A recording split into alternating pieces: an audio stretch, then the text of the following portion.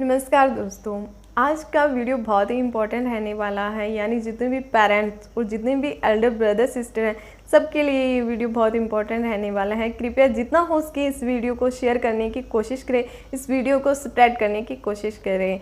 अब पहले क्या होता था कि एक स्पेसिफिक एज होती थी, उसके बाद व्यक्ति डिप्रेशन का शिकार होता था। बट अब छोटे छोटे बच्चे यानी टीन एज के बच्चे, और ये बात स्पेशली 10 से 12 साल का ऊपर का बच्चा है उनके लिए हो रही है।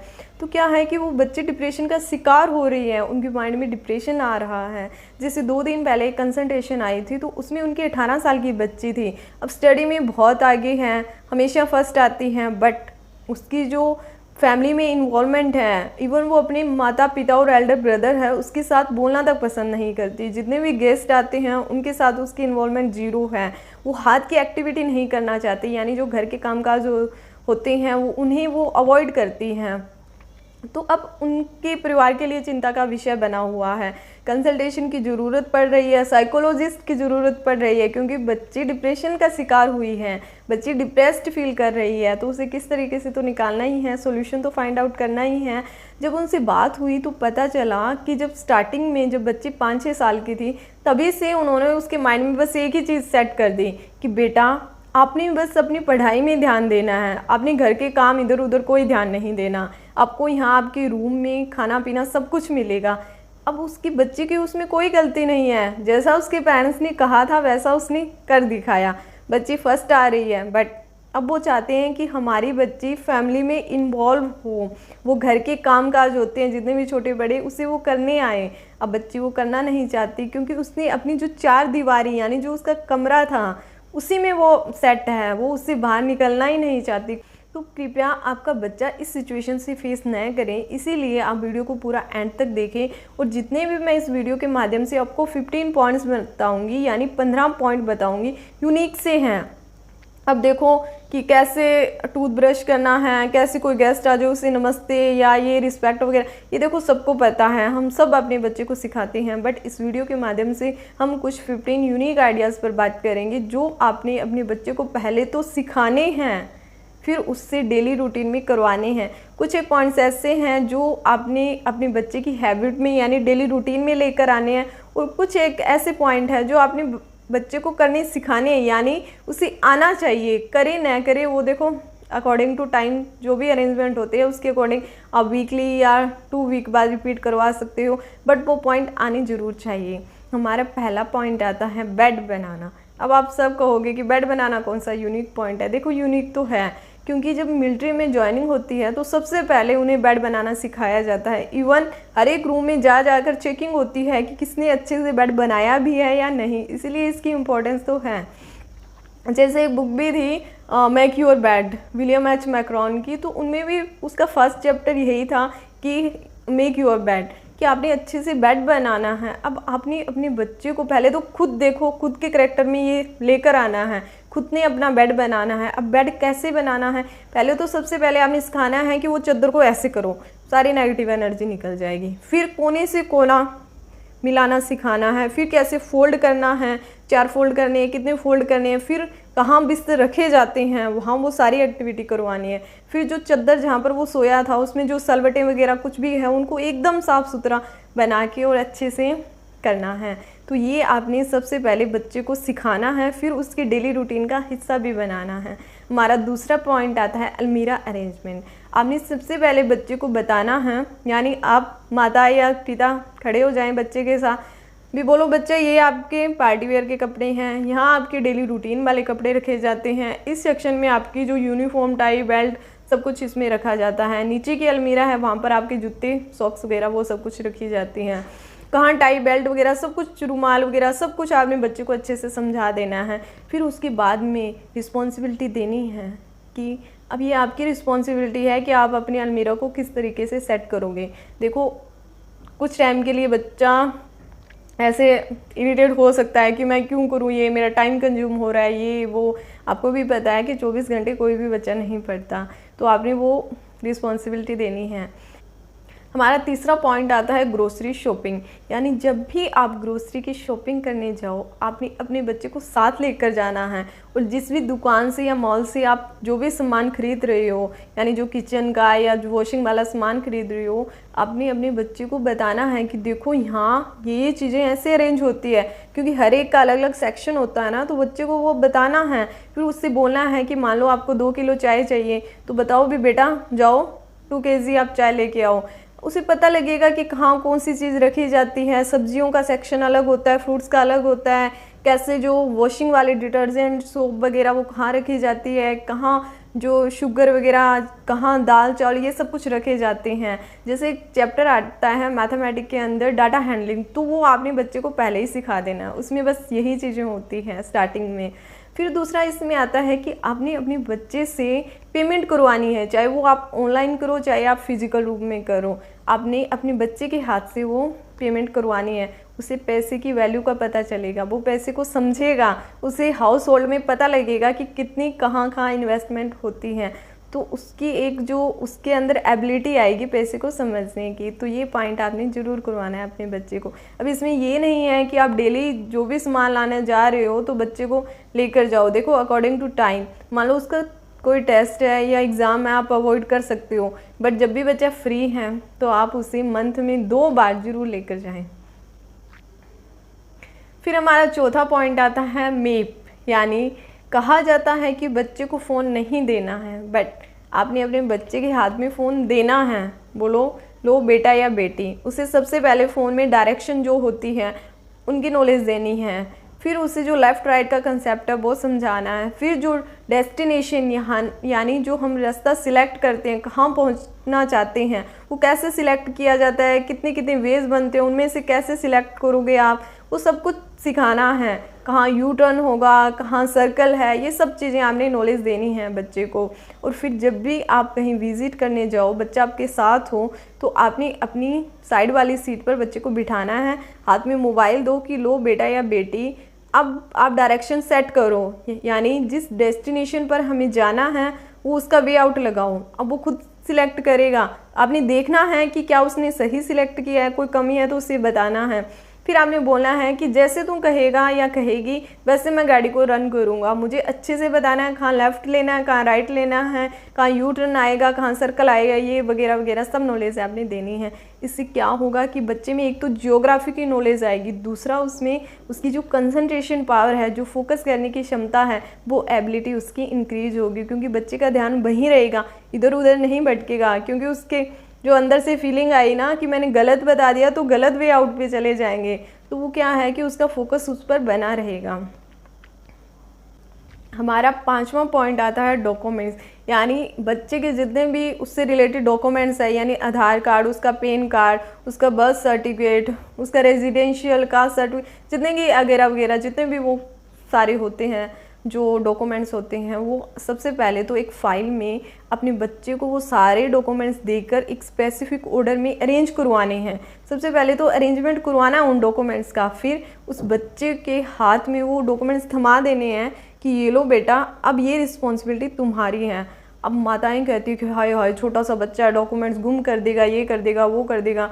देखो जब तक आप उसे रिस्पॉन्सिबिलिटी दोगे ही नहीं तो वो कैसे रिस्पॉन्सिबल बनेगा। और फिर एक एज चली जाती है, फिर आप कहते हो कि हमारे बच्चा तो रिस्पॉन्सिबल नहीं है, वो कोई भी चीज़ को अहमियत नहीं देता, वो अपनी चीज़ों को संभाल के नहीं रखता। भी कैसे रखेगा, आपने उसके करैक्टर में वो लेके ही नहीं आए आप। तो सबसे पहले अपने बच्चे को वो रिस्पॉन्सिबिलिटी देनी है, खुद संभालेगा, बहुत अच्छे से संभालेगा, इससे आपकी भी हेल्प होगी। क्योंकि डॉक्यूमेंट जब भी चाहिए बोलो बेटा या बेटी निकाल के लेके आओ, ये डॉक्यूमेंट लेके आएगा बच्चा, रिस्पॉन्सिबिलिटी होगी उसकी, खुद अवेयर रहेगा उसके प्रति।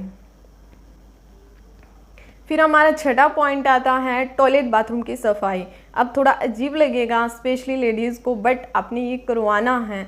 आपने हफ्ते में या 15 दिन में एक बार जो टॉयलेट की क्लीनिंग एजेंट कहाँ रखे जाते हैं, कैसे कमोड की वो अच्छे से डीप क्लीनिंग होती है, वो सब कुछ आपने समझाना है बच्चे को। दूसरा इसमें कि ये बाथरूम की नॉलेज है जो डेली रूटीन में लेकर आनी है, कि यानी बच्चा जब भी नहा के बाहर निकले उससे पहले उसने अच्छे से वाइपर लगाना है, यानी ड्राई होना चाहिए। जो उसने टॉवल यूज़ किया है वो धूप में सुखाना है। एक हाइजीनिक फैक्टर इंक्रीज होता है बच्चे को। बच्चे में क्लीनिंग के प्रति अवेयरनेस आती है, उसे पता लगता है कि हाँ भाई ये भी चीज़ ज़रूरी है। अब हम बाद में कहते हैं कि बच्चा साफ़ सफाई नहीं रखता, ये नहीं रखता, वो नहीं रखता, पहले से ही उसके अंदर लेके आओ, ये उसे अवेयर करो कि हाँ क्लीनिंग ज़रूरी है। फिर इसमें क्या है कि बाथरूम में जो मेले कपड़े हैं, बच्चे को एक सेक्शन बताओ कि हाँ भी मेले कपड़े यहाँ डाले जाते हैं। तो वो सब कुछ चीज़ें आपने समझाना है बच्चे को और वो उसके डेली रूटीन में लेकर भी आना है। फिर हमारा 7वां पॉइंट आता है कि लॉन्ड्री, यानी आपने अपने बच्चे को सिखाना है कि कपड़े कैसे वॉश होते हैं। सबसे पहले तो चाहे आपकी ऑटोमेटिक मशीन है या सेमी ऑटोमेटिक मशीन है, सबसे पहले तो उसकी फंक्शनिंग की नॉलेज देनी है, सारे सिलेक्टर बटन वगैरह सब कुछ नॉलेज देनी है अपने बच्चे को। फिर उसे समझाना है कि हाँ इस लेवल तक पानी रहेगा तो इतना डिटर्जेंट यूज़ होगा, या ऑटोमेटिक मशीन है तो उसमें कहाँ डिटर्जेंट डाला जाएगा, कैसे पानी सिलेक्ट किया जाएगा, वो सब कुछ हमें प्रोसेसिंग समझानी है।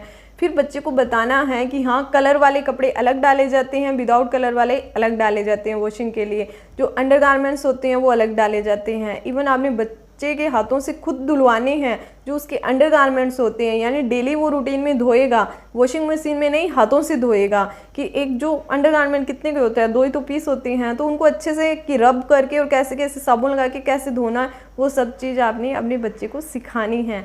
इससे भी उसमें क्लीनिंग और हाइजीनिक का फैक्टर इंक्रीज़ होगा और वो मशीन की, वॉशिंग मशीन की सारा वो सिस्टम और सबको समझेगा तो उसमें टेक्निकल नॉलेज आएगी। हमारा 8वां पॉइंट है बर्तन धोना, यानी आपने अपने बच्चे को बर्तन धोने सिखाने हैं।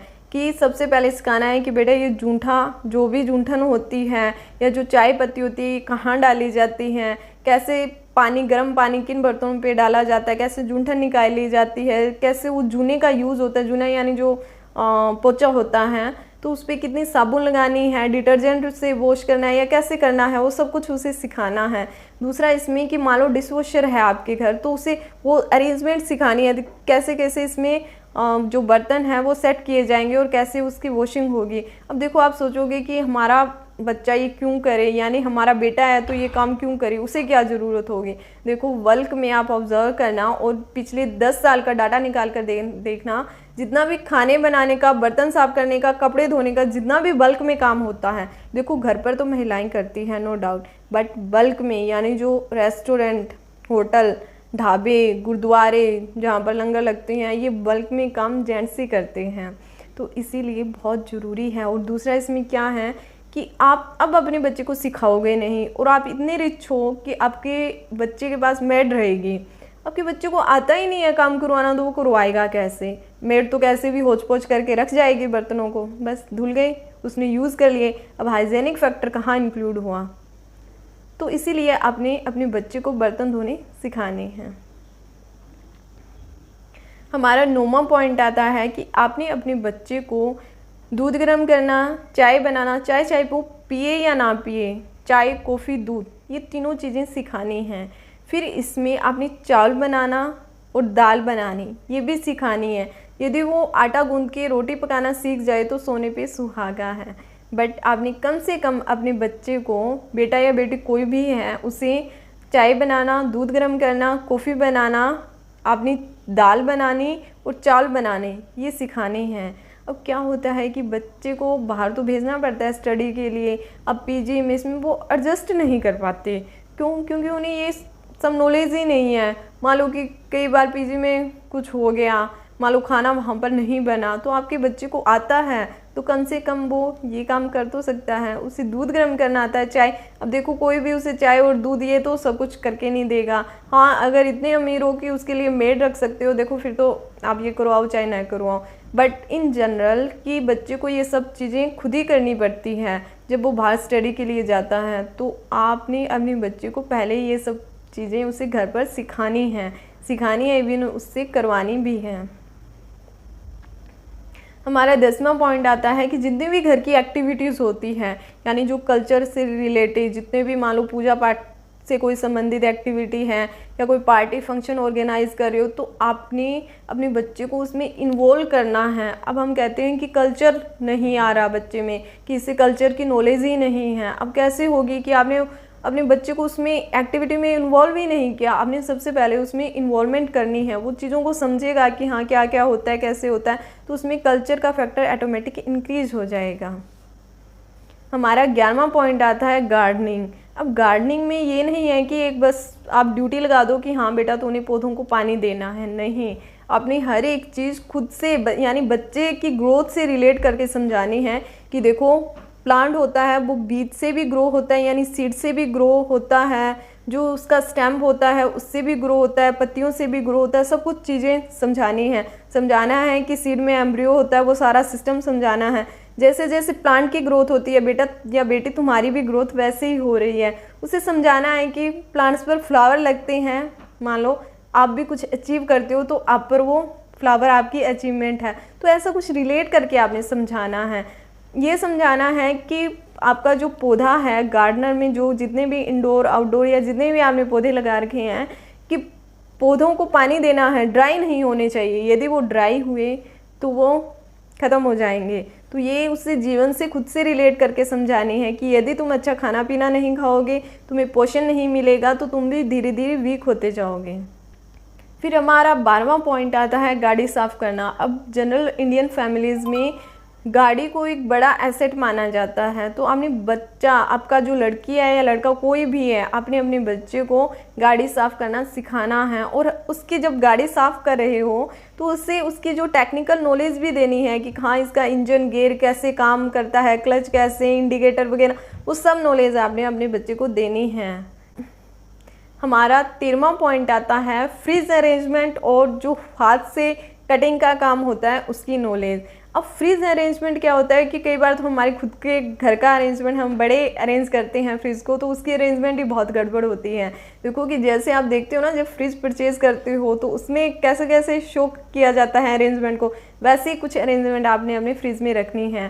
पहले बच्चे को सिखाना है कि बेटा यहाँ नींबू रखे जाएंगे, यहाँ टमाटर रखे जाएंगे, यहाँ पानी की बोतल्स रखी जाती हैं, यहाँ दूध आता है, यहाँ इस सेक्शन में आप पनीर वगैरह जो भी मटेरियल है वो रख सकते हो, कहाँ लिक्विड रखा जाएगा, कहाँ सॉलिड, कहाँ सब्जियां रखी जाएगी, वो सब आपने नॉलेज बच्चे को देनी है। और ऐसा नहीं होना चाहिए कि फ्रिज आप ऐसे अरेंज करो कि एक चीज़ आप निकाल रहे हो दूसरी ऑटोमेटिक साथ आ जाए, और वो रायता नहीं फैलाना है। अच्छे से अरेंज होनी चाहिए आपका फ्रिज।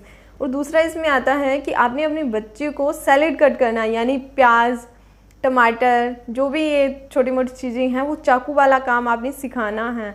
अब मदर कहती है कि हाय हाय हमारे बच्चे का तो हाथ कट जाएगा, ये हो जाएगा, वो हो जाएगा। देखो आपने उसे अवेयर करना है कि ये सावधानियां रखो, यानी प्रिकॉशंस क्या क्या है वो आपने अपने बच्चे को समझानी है। बट उससे आना चाहिए कि सैलेड कैसे कट होता है, कैंची चलानी आनी चाहिए बच्चे को।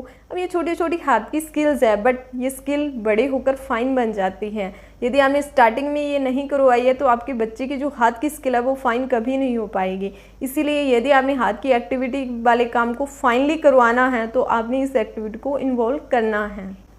हमारा 14वां पॉइंट आता है कि बच्चे के पिताजी या दादाजी जब भी घर में आए तो आपने ये हैबिट डालनी है अपने बच्चे में कि वो गिलास पानी का लेकर जाएं और उन्हें सर्व करें। देखो जब भी जो पैसे कमाकर घर में लेके आ रहा है तो देखो वो वर्क कर रहा है और वो थका हुआ घर में आता है, जब भी वो बच्चा पानी देता है तो उसकी जो एक दिल से एक आवाज़ निकलती है, आशीर्वाद निकलता है, तो वो बच्चा बहुत ग्रोथ करता है आगे। तो प्लीज़ आपने अपने बच्चे में ये हैबिट डालनी है और सेवा भाव भी आता है इससे। हमारा 15वां पॉइंट है, अक्सर ये काम महिलाओं का होता है कि रात का खाना खाती हैं तो उसके बाद जितने भी जूठे बर्तन होते हैं, जितना भी सामान होता है वो महिलाएं ही अरेंज करती है, वो बर्तन वगैरह वहाँ रखती है जहाँ साफ़ होते हैं।